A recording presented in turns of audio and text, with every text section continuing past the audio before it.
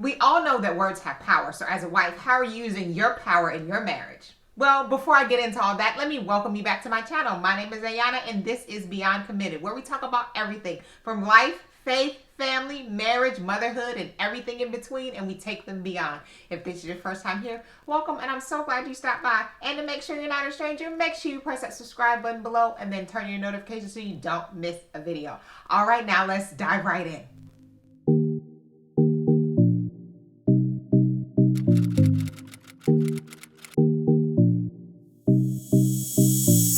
Words, they often seem so small and so insignificant at times, but they have the power to build people up and tear people down, especially those closest to us. And as women, as wives, as we want to grow, become more godlike, and just to be better in our roles and in opportunities, whether that's, in your career or in your home, in your marriage, in your church, wherever. In order for us to do that, we have to make sure we have control of our words, or we're taming the tongue.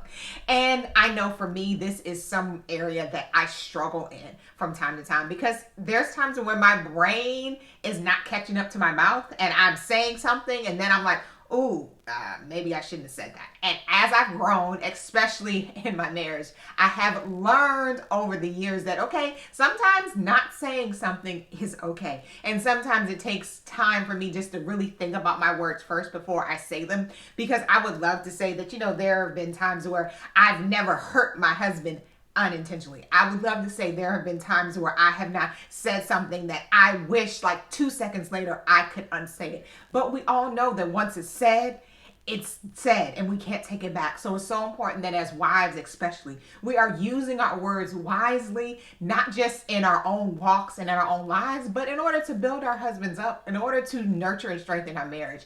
And over the years, I have found 3 ways that have helped me to tame my tongue that I'm going to share with you.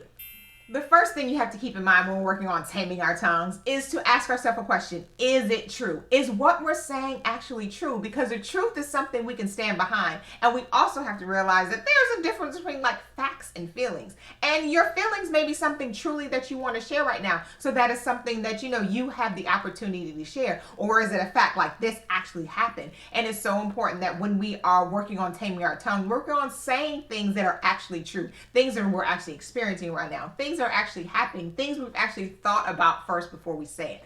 For instance, whenever me and my husband are talking about things, there are times when like you're in a conversation and you're still like kind of thinking it out and you haven't like processed it all or realized, okay, is this exactly what's going on? Is this exactly what I'm feeling? Is this exactly what happened? Is this exactly what I experienced? And those are the times where it's important to take a pause to realize, okay, is what I'm saying actually true? Is this thing actually happened? Is this really how I'm feeling right now? Is this really an experience that I want to share right now, or that I've even kind of worked out in my mind first before I share it? Because it's so easy to kind of just go and keep talking and then realize that, okay, well, that wasn't all true, or that wasn't really how I felt, or that wasn't really what I was thinking, or that's not really what happened, because we get so caught up in wanting to say something right now or wanting to make sure we're getting our point across that it's often easy not to share exactly what is true in that moment. So I always want to make sure that when I'm speaking, especially to my husband, about something that's really important or something that, may be, kind of life-changing for us in this season, that we are sharing things that are truthful right now, realizing that, yes, right now this may be the truth for us and how we're feeling and our experience, but later we may feel or think or experience something different. So it's okay to kind of have a change of mind and kind of have a pivot, but it's so important that when we're sharing stuff and working on taming the tongue, we're working on sharing things that we know first are true. And the second thing we have to be mindful of when working on taming our tongues is to ask ourselves another question. Is this kind? Realizing that sometimes the truths that we share are not pretty. Life is messy, especially marriage, and you're going to go through some ups and downs. You're going to talk about and have to go through some things that are not necessarily happy and rainbows and unicorns and all the pretty things that we like to talk about and like to do and like to experience. Sometimes you're going to have to talk about the hard stuff. And when you do, there's a way to do it in kindness and in love. And it's something that we always have to be mindful of, because how we say things and what we say matter. Because you can say something one way and it's received one way, and say the exact same thing saying it another way, and it's going to be received totally different. And now you're working, trying to understand each other and trying to work through something because of how you said it, not necessarily what you said. You already established that what you said was true, but how you're saying, is it kind? Doesn't mean that, everything is going to be a pretty thing. Everything is going to be something happy to talk about. But there's a way in which to talk in grace and in love that is so necessary within our marriages. And this is something that I struggle with, struggle with, because I like to just get to the point. I'm like, okay, this is what it is. This is what I think. This is what I feel. This is kind of what we're doing. Now, what are we going to do? What are we going to do? How are we going to get to the next thing? And saying something like that is like, oh, hold on, sister, just back up a little. And that's something that I've had to learn. I had to learn to just be more graceful, be more kind with my words and my delivery when speaking to my husband, so that he receives it in a way that he sees my heart. He hears that, okay, this is something that may be difficult for me, or this is something that we need to address, and it may not be pretty and it may be hard, but I'm coming from a place of love and kindness, realizing that how I say and what I say is so important. So as wives, it's so important that we are establishing, yes, our words are true, but we also have to make sure we're always giving our words with grace and kindness. And the third thing we have to be mindful of when working on taming our tongues is what I'm saying necessary?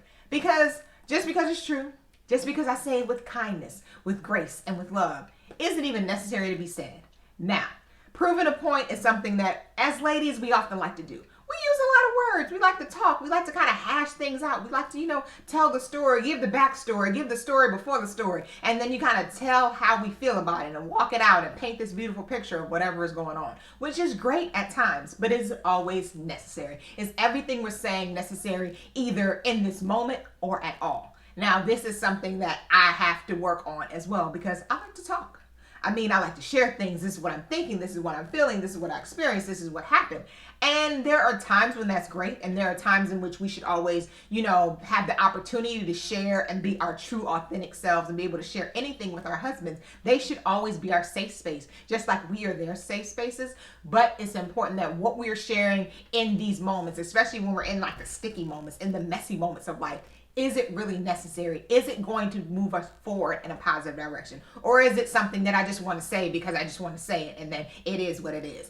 That's not always the best way to approach things, especially in our marriages. So as wives, we have to be mindful of, okay, just because it's true, just because we've said it with grace and love, doesn't mean it's necessary to be said. Because proving a point is great in the court of law, if you're having this, argument that you want to win. But in marriage, it shouldn't be a fight you're trying to win. You're not trying to one up each other. You're not trying to make sure that, I'm heard and I'm always right. No, you're trying to make sure together you're being understood, you're communicating well, and you're making sure you're helping each other move forward. So you're building a healthy, happy, joyful marriage where everybody is heard, everybody can say what they need to say, and it's done in love and kindness and in grace.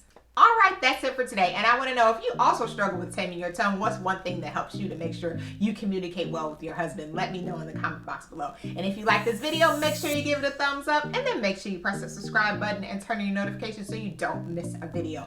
All right, now until I see you again, bye.